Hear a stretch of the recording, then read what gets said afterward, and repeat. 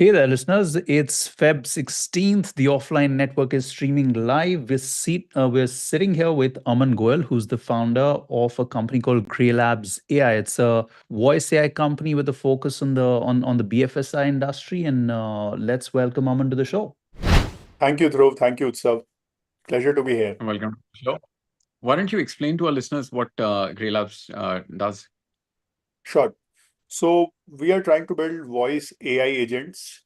Uh, Essentially, the idea is to automate the call center experience in a financial institution. So I'm sure all of us have faced a situation where you call up a bank, you explain your issue, you explain your problem, and for some reason the call drops in between. And now you call up again and you have to start the whole thing, right? That happens because there is no institutional memory in the backend, and the call gets transferred from one telecaller to the other, whoever is available. AI can always be available. It can carry the memory of your last conversation, and it can make the conversation very highly personalized.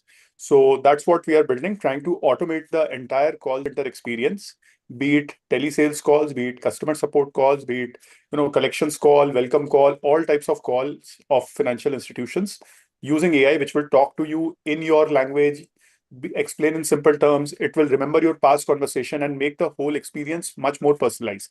For the enterprise, it leads to lower costs compared to humans and more consistency in service. For the end consumer, it is a way better experience. It saves you time and you don't have to, spend hours and hours on waiting queues in the call center.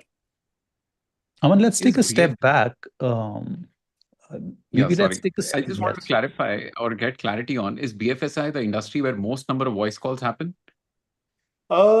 Yes, there are other industries also. There's real estate. We all get these calls from some real estate companies, etc.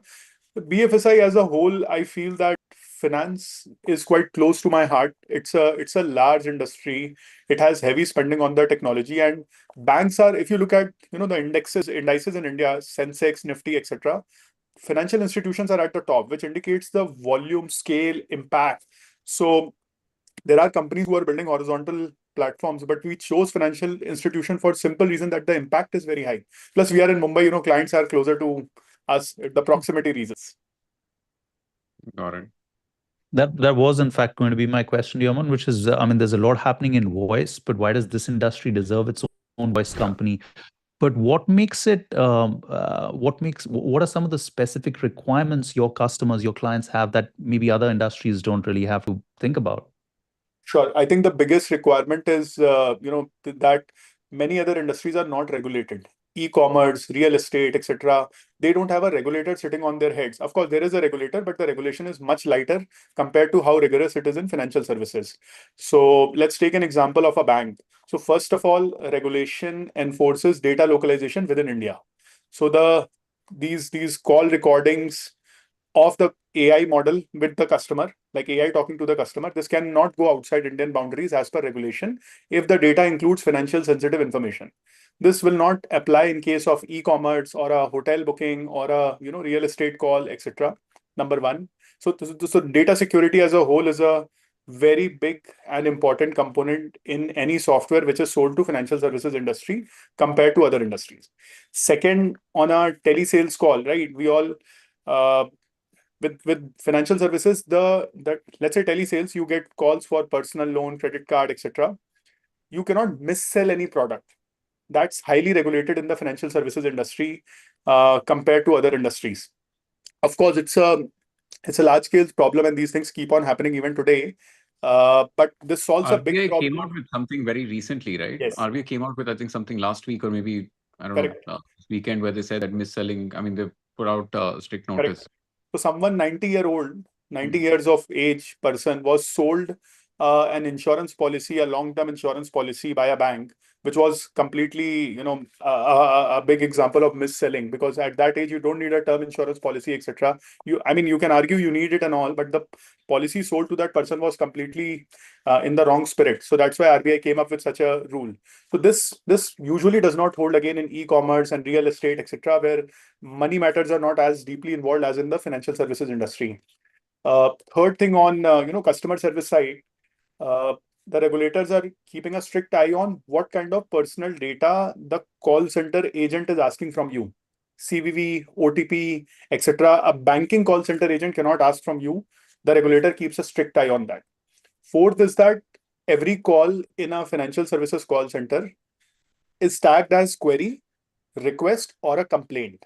These complaints, so complain, we all can complain about a lot of things, but in the definition of financial services, the complaints are tagged in a certain manner. Like you try to withdraw money from an ATM machine, the account gets debited, but the cash doesn't come out. And this is a good example of complaint. So regulators want the complaint count every single month to be reported in a precise manner. You cannot over-report, you cannot under-report. Both are problems. So these kind of smaller nuances, they don't exist outside financial services, or they exist in a much lightweight manner compared to a banking or a financial institution. In stockbroking, your application goes down. It's a big problem. Customers can incur financial loss. Indigo Airlines went down. This was the first time, I think, regulators stepped in and did something, etc. But flights keep on getting cancelled and nothing happens. Nobody will give you any voucher or anything. You face inconvenience as a customer. Nobody cares. But in BFSI domain, banking, financial services, insurance, that's not the case. Even for small matters, the regulators are very strict. And talking about regulated industries, and I refer to this podcast that Aryo, who's the founder of Anthropic, did with Dwarkesh. I think one point that I read about the podcast was that what is limiting them? I think the speed of AI diffusion is limiting them to some extent. Like they can put 5 trillion tomorrow and have the best country of super geniuses, but eventually people will have to adopt them. And corporates, individuals much faster to adopt, corporates are much slower. And I'm guessing banks and regulators and this BFSI industry will be the slowest of all. Yes. So what does a successful pilot look like for you? How does that journey, like how do you reach out to say somebody like your client Motilal Oswal? And what does that process look like for you and anyone who's selling to a BFSI, any AI-based solution that's being sold to them? See, it's a long journey. Usually the sales cycle lasts from 3 to 4 quarters, and then there is a delivery cycle depending on the scale and size of the organization, right? Some big banks I've been chasing for maybe a decade now, or since 2017 college days in my previous company, still not cracked them, and we keep on pursuing. So the dynamics of a large enterprise are very different from a mid-market company or a small startup who's looking to buy a product. Because see, when the company is slow, anything they buy, it only has an upside. But when you're a very large institution, there is a lot to lose if something goes wrong. People at the top, they need to care about it. It becomes a national news if something goes wrong, right? So let me explain step by step how the process from starting till revenue comes in. First thing is establishing the touch point with the customer. So usually we try to find people in our network. That's the best way. So some CXO of a bank or a financial institution who has some connect with us in some shape or form. Very simple example, someone who's an IIT Bombay alumni. So I graduated from IIT Bombay. So somebody who is also from my college, there is almost always a way to reach out to them, right? I'm a part of IIT Bombay WhatsApp groups where I can put up a LinkedIn profile of that person and say that, is there someone from their batch who can make an introduction to me? That's one of the easiest way. And also, even if you cold reach out to them, the success rate is usually higher. There's a soft corner that, okay, this is a younger version of me from my college, and I should at least respond to them. So lots of our customers, we have reached out via that part. Harshita, my co-founder, she's an IIT Kanpur alum, so that compounds the network. The network. Exactly. We also have investors who are very deep in the financial services domain. They can open up and make warm introductions in their portfolio companies, right? We have Elevation Capital, who are investors in many fintechs. They are investors in Paytm and a bunch of companies. Paytm is a big name I'm taking. Similarly, we have Z47 Matrix Partners. They are investors in a bunch of companies. So they have been very, very helpful in opening doors. So we consciously chose investors who are... How about your angels? Do you want to give a shout out to some angels who are helpful? 110%. So we have one of the angel investors, Nikhil Sahni. He is one of the founding members of Yes Bank, and he was the country head of MasterCard. So he's probably 20 years older than me, and he is also from IIM Ahmedabad. So he has his IIM Ahmedabad alum network, Yes Bank alum network, and MasterCard. He was on the vendor side. On Yes Bank, he's on the buying side as a customer of a service provider like us, but as MasterCard, he's on the selling side. So he has a lot of network. He has introduced us to several other prospects because they are peers to him. They've worked together in some capacity they've been a part of some forum, they've been a part of some event between the banks, etc. So that's the starting point. I have to say, as Aman is speaking, I'm thinking the cap table is almost like a layer 2 CRM if you construct it well. Yeah, I actually wrote Yeah, an article on this. correct. It's live on youridealround.com. Like I Nice. think it's a proper piece of equity that you can, Yes. land ownership that you can give in your company. And if you construct it well, some are like making noise on social media, some are helping with introduction, some are just brand but Yes. don't respond to WhatsApp. So it's a thing that you can construct very strategically. And you built a great business. So of course, you're privileged enough to actually have that choice where you can pick and choose your sources of capital also, I'm guessing. Yeah, I think capital is one of the components of the value add that angel investors can bring in, investors or angel investors both. But I think over and above capital, if they can do something. So, we have Anil Goteti is the founder of Scapia Card, very dear friend of mine. So he comes from Flipkart background. He spent almost a decade at Flipkart. Almost all the fintechs will have some senior level person who is ex Flipkart. I was trying to approach one of the fast growing fintechs. The point of contact there was ex Flipkart. I reached out to Anil. Anil is like, I was his reporting manager at Flipkart. It was an easy introduction. So these kind of things help a lot. Uh, so that is the first point of establishing a touch point. We also have a SDR team, what we call as sales development representative team. So they are a set of people who reach out to customers via WhatsApp, via email, via cold calls, etc. The conversion rate there, of course, is much lower, the hit rate, but then almost 50 to 60 meetings per month. Because I'm telling as of January figure, they set up for us by cold reach outs. The success rate, again, I'm repeating, is very low, but then it works for us. 60 meetings a month is a lot. And then, you can hire more people and double down on this number, which we are very actively doing. So the first meeting does not guarantee you revenue or business, but of course, it helps you get foot in the door. It gives you an opportunity to present your demo. So that's when our sales team comes in. Sales team, along with, usually I also go as a part of the first meeting because these are introductions via my network or some senior stakeholder on the customer side who wants to talk to the CEO. So I personally spend a lot of time meeting people in the very first meeting just to set the stage, explain about who I am. And being a technical founder myself, it helps a lot because what is happening in the world of AI, people are unclear about what can be done, what cannot be done with AI, and salespeople are saying a yes to everything. They are over promising, and later on, when you are not able to deliver that, it creates a situation. Customers hate that. But with my technical background, meeting the customer in person, discussing some idea, brainstorming it becomes less of a sales conversation. It becomes more of a technical conversation with someone who knows the technology very well, or who has experienced it. So, I was talking to one of the banks. Their head of AI has saved my number as Aman Goyal, Gen AI expert. She said, I will not save your number as Aman Goyal, Grey Labs AI. I have saved your number as Aman Goyal, Gen AI expert. Several clients invite me to take sessions on AI for their teams, where we don't sell our product. We talk about AI in general. We educate them what can be done, what cannot be done. We go beyond voice AI and explain them. It's not a sales meeting at all. But what ends up happening is that it builds a lot of trust with the customer, with me being involved in the sales process, being a technical person. And I have my sales co-founder Shivam. He, of course, then drives the rest of the deal cycle, which means showing demos, understanding the requirements of the client, helping them understand specific features in the product, the data security aspects. So we typically have 7 stakeholders in our buying cycle. There is a business stakeholder, IT, information security, legal, compliance, procurement, and finance. And now with voice analytics and all, there is also usually a data analytics team getting involved. So there are total 8 stakeholders in our sales process.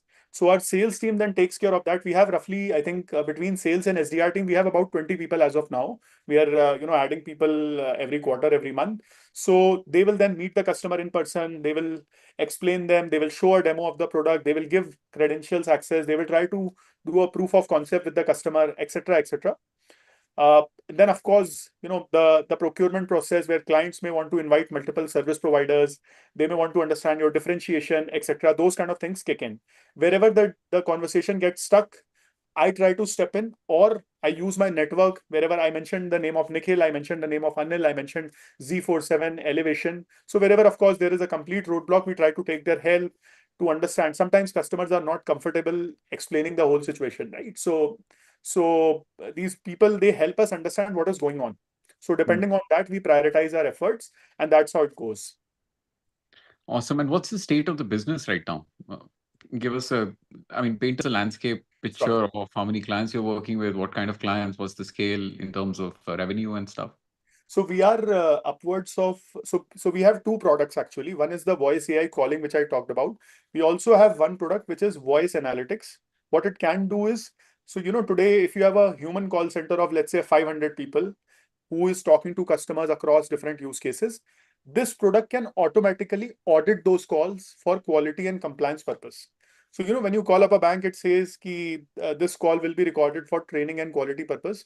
Today, what happens is there are human auditors who take a sample of calls of every telecaller, and then they fill a quality sheet.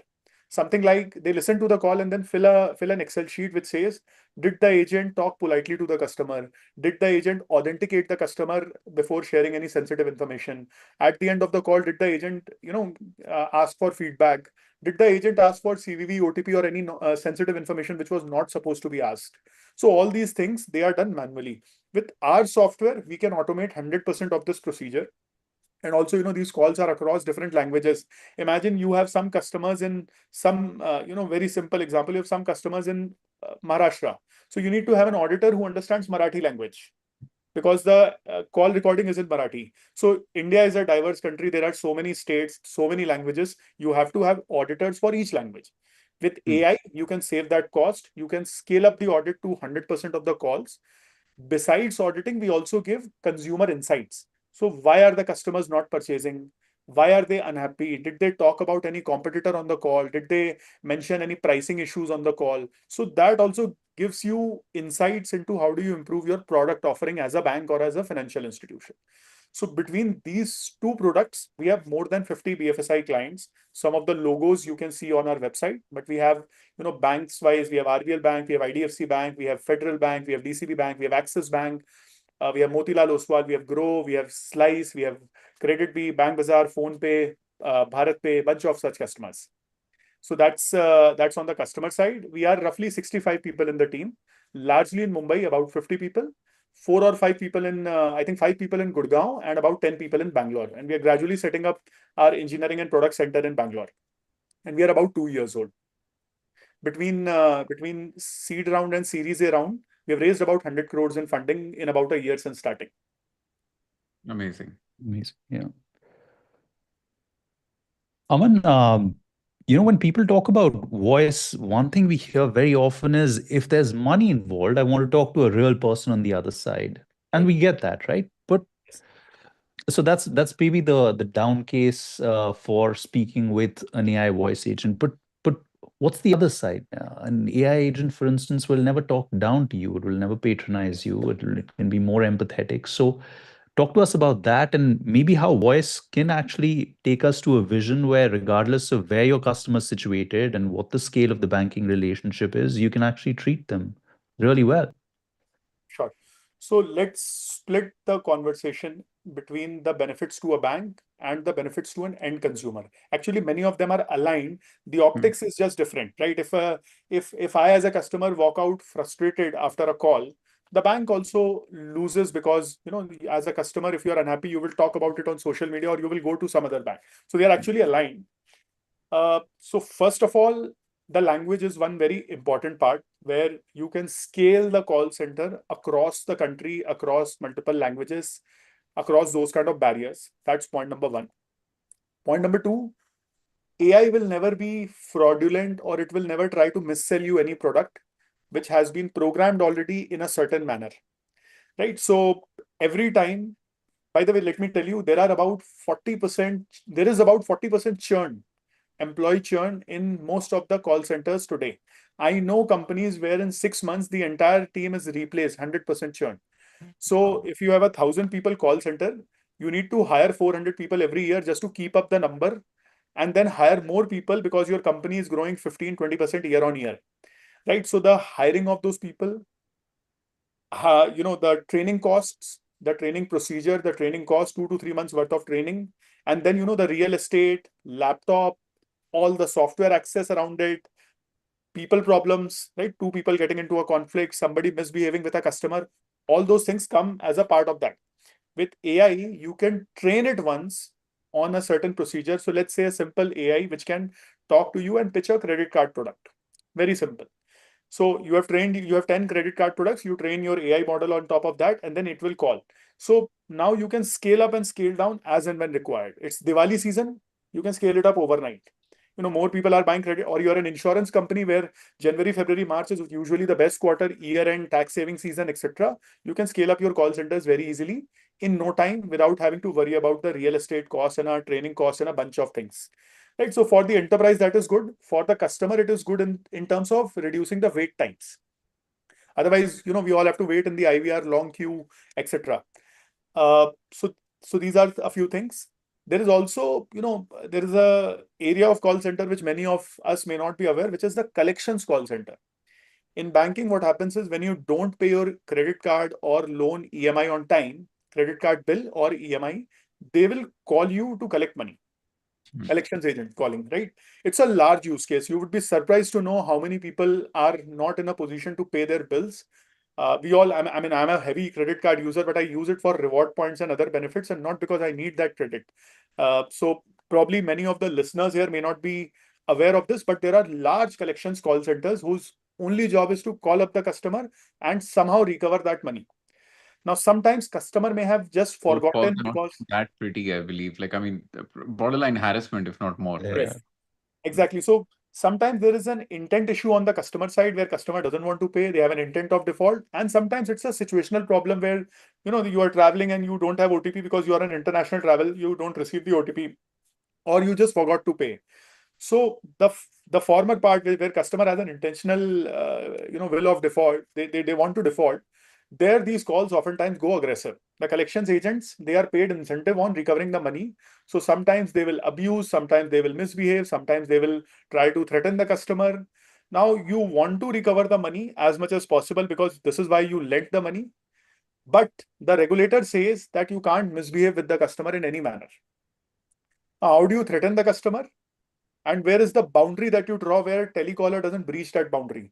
There have been situations where telecallers threatened the customer so much that the customer committed suicide. Can you imagine? So for fintechs, it's RBI, of course, keeps a close check on fintechs because they somehow, try to run fast and breach the boundary. So that is one thing where AI can help. And second, on the banks and financial institutions, large companies, it's the same, right? RBI keeps a close check, but you don't want any untoward incident like suicide to happen with an end consumer because the regulator is not there to regulate the bank or the fintech. It's there to protect the consumer. It's a government body. It works for the people. So with AI, you can save all of these problems, all of these kind of harassments. AI will never abuse the customer. AI will never threaten them. AI can be more persistent, which means it can be more patient. It can be more persistent. It can make you more number of calls. It can, that way. So AI In tries to your recover. view, if we were to look out 5 years from now, is the world AI-assisted service delivery, or do you think it's AI-only service delivery? See, I think it will be AI assisted because some of the scenarios you still require human intervention. As the technology improves, let's see where it goes. But I feel there will be a combination of 70-80% of the work which will be done by the technology, and 20% you will require humans for corner cases. See, I'll give you very lame examples. In financial services, there are a lot of backend systems where they don't have, where there is no API available or a connector available with AI to be connected with AI system. So lots of such situation where integration is not possible, where there is a basic technology limitation rather than an AI limitation. So those things will take time to automate. If the latter comes true, so then it'll be all of our agents having this conversation on the offline network. Or Aman, the next time you're coming to the show, you should also bring your agent or just send your agent. You would be surprised. I think there are people. Send your voice agent. Varun Maya, I think he's one of the creators. He has created his AI clone and generating videos out of that. That's what I read somewhere. Yeah. And I think it's very much possible. I think a lot of people are doing these AI influencers on Instagram as well now. Correct. But a couple of questions. So what does the tech stack look like? Who are the partners? It's India AI Week, so all the big names are here. Who are the names that you work with? Sure. See, we unfortunately cannot work with all these US partners, etc., because of data localization rules that I talked about. So our entire stack is built from grounds up. we use a lot of open source tools. So we have Meta Llama 3.3 70B, which has been fine-tuned for BFSI. We have OpenAI Whisper, which is a speech recognition model, which has been fine-tuned again on financial services data. So we use a lot of these open source tools. But yes, on the cloud side, we work with Neysa AI, which is our cloud infra The partner. news today, yes. Yeah. Yes, exactly. So we Massive work round. very actively with them. We have AWS, we have Azure, we have Google. So all these companies, they offer some cloud credits. They have different benefits of scale, cost, etc., etc. So we work with a bunch of them. And Sarvam? Yes, we integrate with Sarvam in the backend. So what happens is, I'll tell you, many times you approach a customer and they have already onboarded some AI infra partner. So see, I'll tell you, one is the GPU infra partner, which is Neysa, E2E, Google, AWS, Azure. On top of that, there are AI infra partners, which is, Sarvam, your 11 Labs, Cartesia, DeepGram, etc. They provide AI infra components. On top of that is the application layer, which is us, where we build the workflows, we have the dashboard, analytics, etc. So underlying, we can switch between the partners or between our own offerings, depending on scenario, depending on case, or depending on what the customer wants. So customer says we already have Azure cloud. And of course, I will have to deploy it in their Azure cloud rather than using Neysa. Yeah. I think we're almost at the end of time. Dhruv, any final quick question for Aman before we... Oh, no, I think we've had a good run with Aman today. Thank you again, Aman, for coming and sharing. We're going to maybe need a part 2 to this in a few months, and we'll... 100%. Congrats on everything, and including the recent 85 crore raise as well. So all the very best. Thank you so much, Utsav and Dhruv. Really enjoyed the conversation and looking forward to more such sessions. Likewise. Cheers. All right, listeners, let's welcome our next and the final guest for today. We have Suhas from Localhost. Suhas, welcome to the show.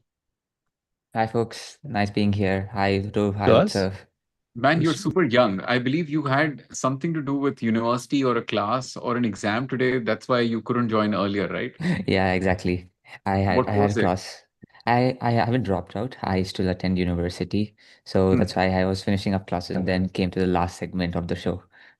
Let's Amazing. take a moment. I think we have the youngest ever TON guest, ever. Suhas, Yes.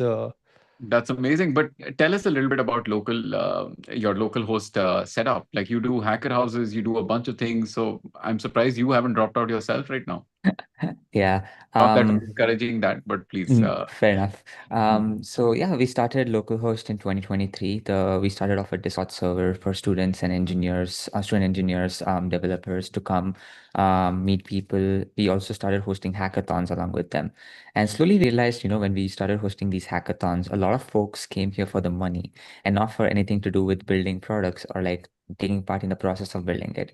And that's when we realized, we could actually fit a venture model here and actually fund people for their idea rather than them competing for like a cash prize pool or any sort of cash incentive. And that's where we started Localhost. It was mainly where we used to give a bunch of grants, investments, micro investments to like college dropouts, college students, and a bunch of 25-year-olds or under 25-year-old founders trying to build something. And then in 2025, we realized we were still online and we wanted to like focus on offline experiences. And that's where we started the Hacker House, which you all would have probably seen. We did that in Bangalore. It went super viral. It made international news. And we realized offline experiences can bring a lot more people. And also, it's a good community engagement. And we copy the same model in Europe, in US, and Japan. And slowly we started doing events on the side. So events became our talent pipeline, go-to-market engine for all the venture stuff we do at Localhost. And now, starting 2026, we have closed all our hacker houses in US and India and are moving into a founders lab. So right now, this is the new founder space in Bangalore. And you've raised Localhost Ventures as well, like, which is a venture fund also. It's a separate pillar from the media arm. Okay. And so you're investing in people who build at these hacker house events? So we invite these builders to come to the house and build here. So we have a thing called community fund. We give approximately $5,000 to $10,000 grant per person to build from like idea zero or pre-incorporation. And post that, if anything succeeds or go big, we will do a follow-up round and connect you with a bunch of investors. So that's how we have structured it. So as I want to ask you about these founder labs, you're sitting in one right now. Yeah. And so a lot of people try doing this, but almost never get it right. What have your learnings been from having run the hacker houses, and what are you trying with this one so it works? We follow this thing called multidisciplinary people. So we not only bring core hardware founders or like any founders here, but we also have people who write research papers, who are doing research in AI, who are policymakers, who work with the governments.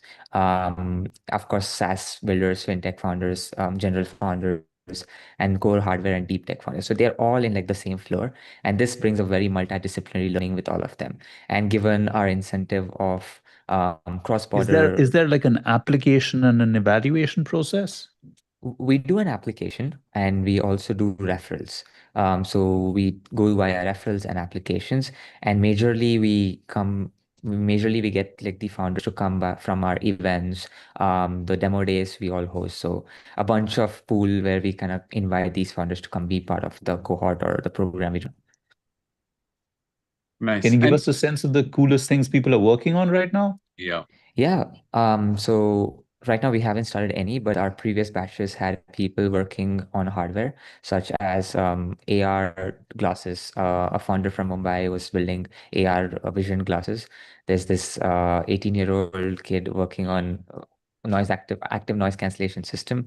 He patented this technology when he was 15. Then there's the 16-year-old kid who's working on cursor for hardware. There's this company, Prava Payments and Maya Research, which came out of a house. So a couple of these, which notably you would have seen on Twitter or would have heard of them. And I mean, so you're basically a Gen Z, if I'm not mistaken. Yeah, I'm Sorry 2007 for born. such a label, but Gen Z is investing in other Gen Zs. Like, do you think you're at the cutting edge of technology just because you're younger and more closer to these hackers and builders and tinkerers of the future? More likely, I would say we are much closer to the ecosystem being built here. The young people who have been inspired by the dot-com era, the young Steve Jobs, the young Elon Musk stories. We are like very close to those people here, and that makes a very good community of people who are ambitious enough to go in and build something of their own. So tell us like a couple of, I mean, if you were to pick like three winners from everything that you've done so far, or the hacker houses, or investments that you've done, or people that you supported via the Media Lab, what are the three companies that you would like to highlight with names?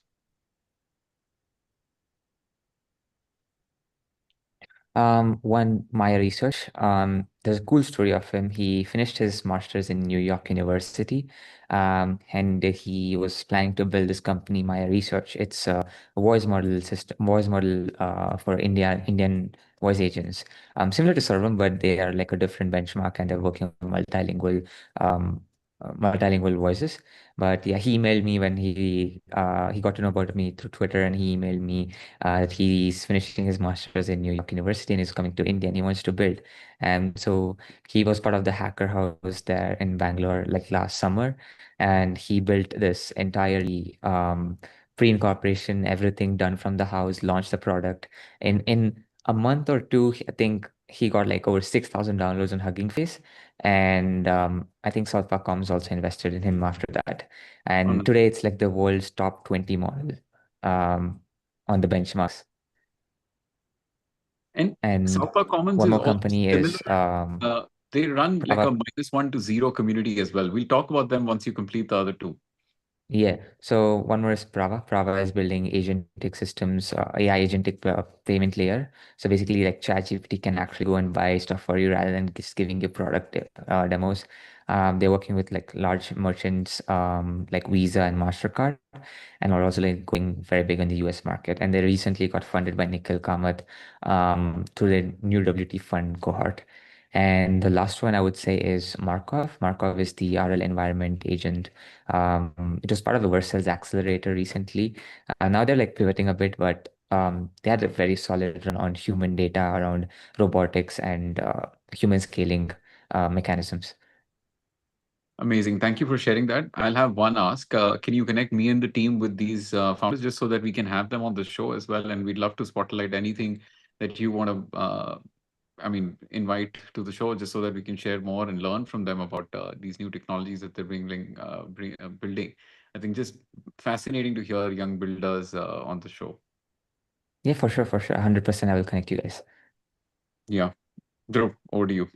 Oh, yes. Suhas, all right, I don't mean to be an ageist or anything, but these days when old people get together, they're forever talking about AI is going to take jobs away and entry-level jobs are going to be a problem and this and that. But with folks like you, right? You're super young. You said you're 2007 born? Yeah, I'm 2007 born. Great. So between you and your friends, when you guys talk about AI, what are you talking about? Does it make you nervous in any sense? Like, coming into the real big world and yeah, let's just start there and then maybe we'll have a few other questions for you as well. Yeah, because that article Not really. something big is happening. I think you must have seen that on X as well. And then Dhruv and I discussed it, I think, on our last show, where I think they're trying to basically paint a picture where ask everyone to just wake up around you and like use tools and just, upskill themselves. Like, But I yeah, also think it's young people. hard for anyone who started their career, like 10 or 15, 20 years ago to put themselves in the shoes of people who are, still on campuses and who are, as they say, AI native. I mean, like, you're still on campus and this thing is in your hands. So anyway, tell us how you guys think about it, Sas. Yeah. But first of all, we are like very excited about how things are turning. Like past 6 months back, the AI world is like rapidly moving ahead. I would give like an example with the film festivals which we are doing at localhost. The last one in Mumbai was like the first one we hosted, We and actually and had both the co-host and Sanket on the show on Friday.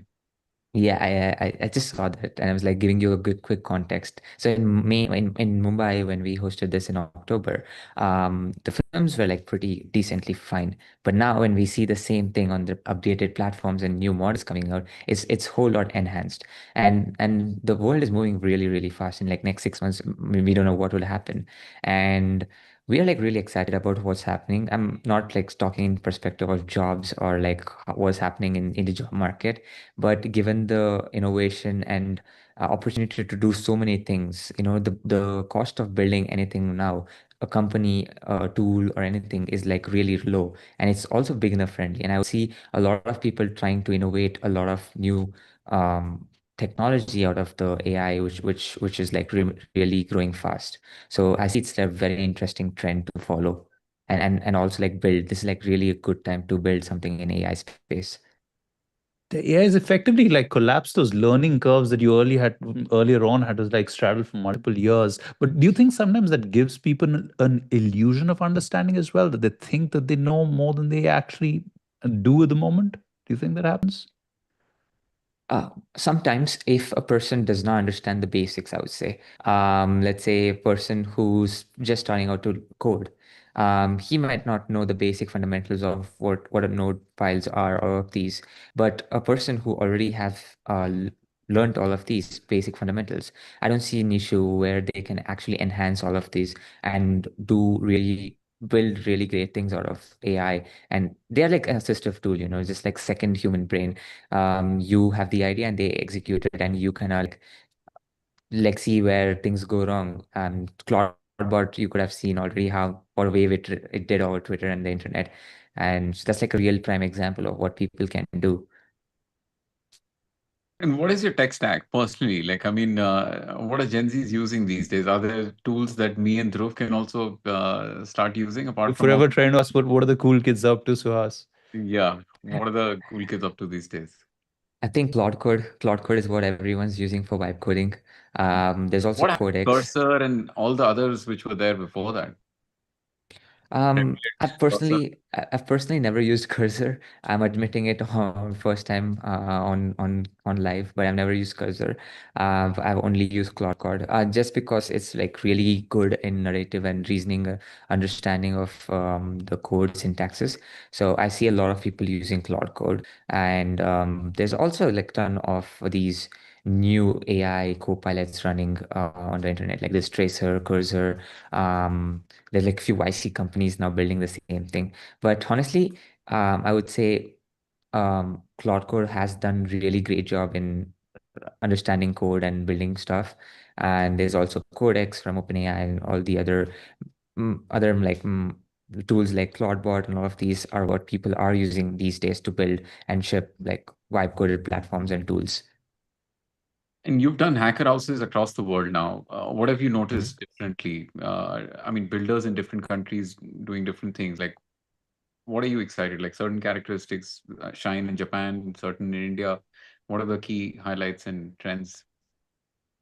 There are different type of geography we target, and based on what sector they are all doing. Like for example, Japan, we have a lot of people building in consumer apps, a lot of folks building in like fintech.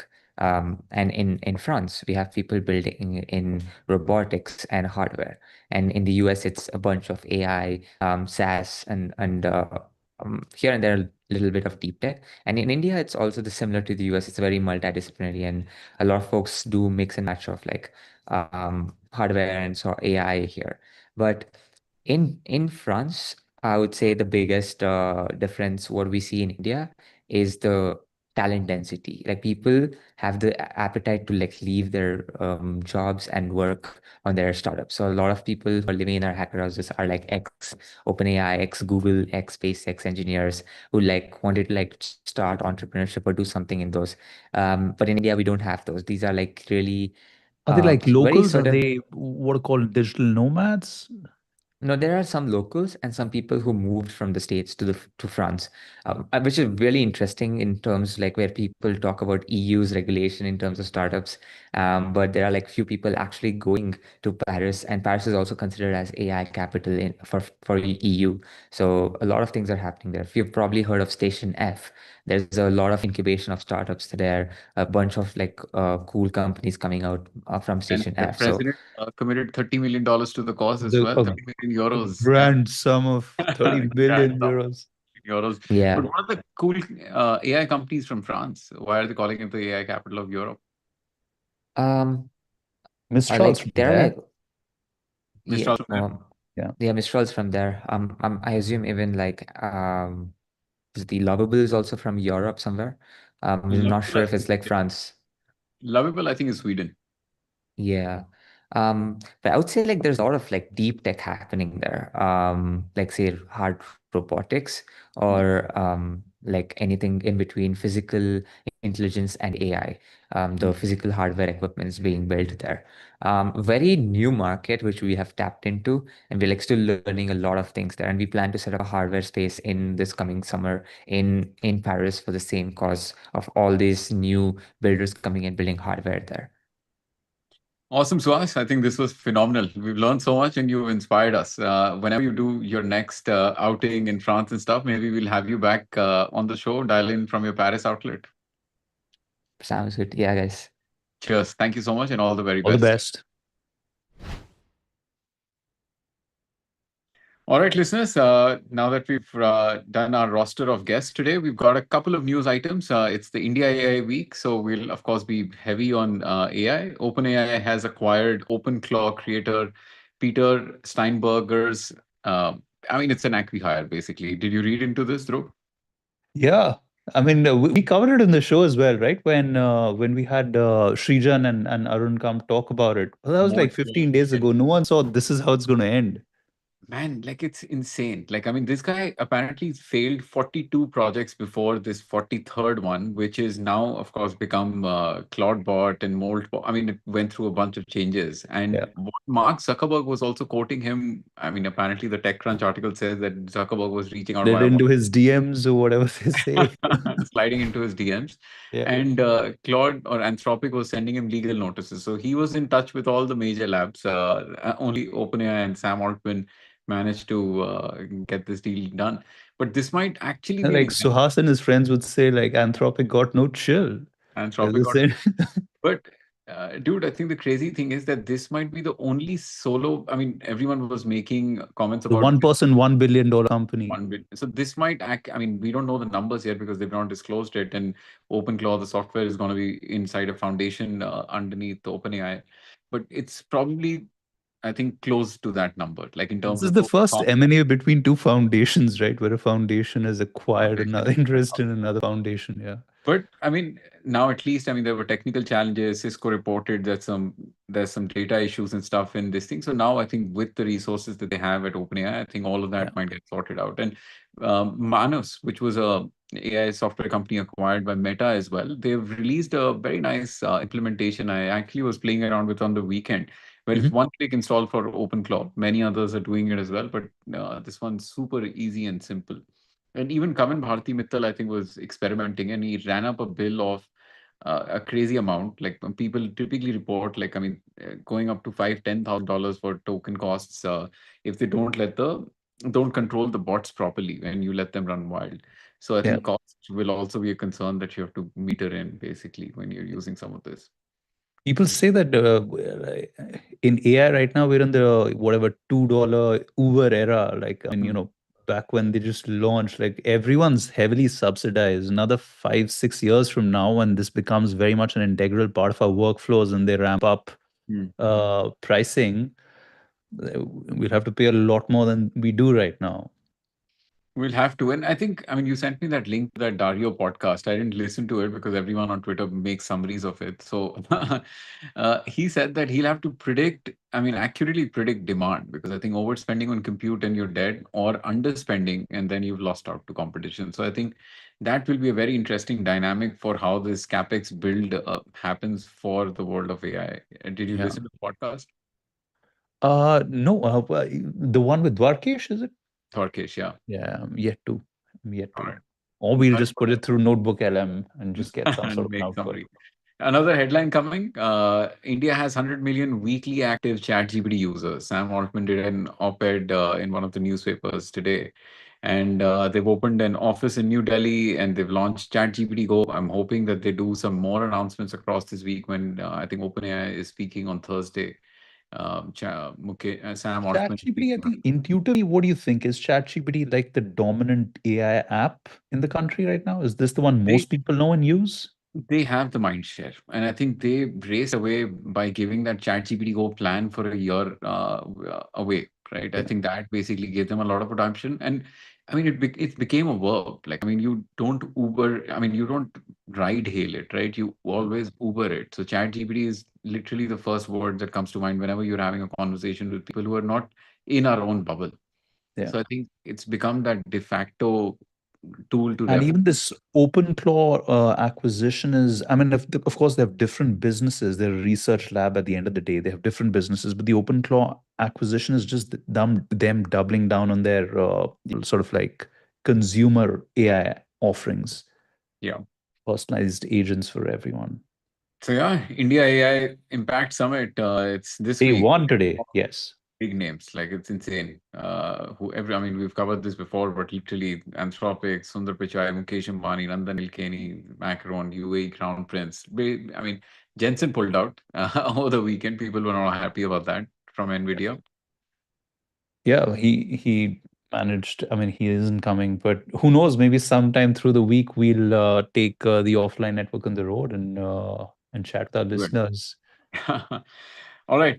Blackstone backs Neysa in a $600 million equity deal, and there's a covenant where they have to raise $600 million in debt as well, which will make this company a unicorn. And it's an infra company. Dhruv, you'll have to break it down for me. Neysa AI, right? In fact, Aman, who just came on, also, I mean, theirs is one of many companies that works with Neysa AI. Like the large private equity firms in the world have had their eyes on data centers for quite some time. Utsav, at the end of the day, part of that business is also a real estate business. And it has, I mean, you were just making a point about demand going through the roof. So it's only natural for capacity to also keep pace with that. And at our end, we obviously have, we were just talking about it on the show, we have data residency laws. Absolutely. And it's not just BFSI, by the way, with the new privacy law coming into effect, everything's got to just stay here. So there is that. And then also you can't, I mean, you've got like, it's got to be close to its point of usage, right? Like there's latency concerns as well. So, so you've got that. Yeah, so this is So one of the large domestic companies. let me throw some numbers. They've raised 50 million before, and Blackstone estimates India currently has less than 60,000 GPUs deployed. But they want to scale that number 30x to 2 million GPUs in the coming years. Neysa currently has 1,200 GPUs and targeting 20,000 plus. So I think it's exciting because Blackstone is building a global playbook or portfolio of these companies, data warehousing and I AI. think the India AI mission, that cluster has somewhere close to either 34,000 or 38,000 GPUs. Okay. So yeah, so approximately that I think tracks. Yeah. Oh, wow. Just privately and so this will allow people to come train their models, fine-tune them, deploy their workloads, everything. Yeah. No, solid to see this announcement coming this week. And there's another thing that was announced. India has approved 1.1 billion state-backed VC fund. Oh, yes. This is like Fund the of Fund 2.0 version of it, right? Yeah. This will be fund of funds, yes. The previous one deployed, I mean, quite a sizable sum across 145 funds, backing 1370 startups. And yeah, I mean, almost 2.8 billion deployed there as well. Yeah, I mean that fund of funds has anchored most first-time fund managers as their LP, and yeah, now there's a second edition, and there's also the RDI fund.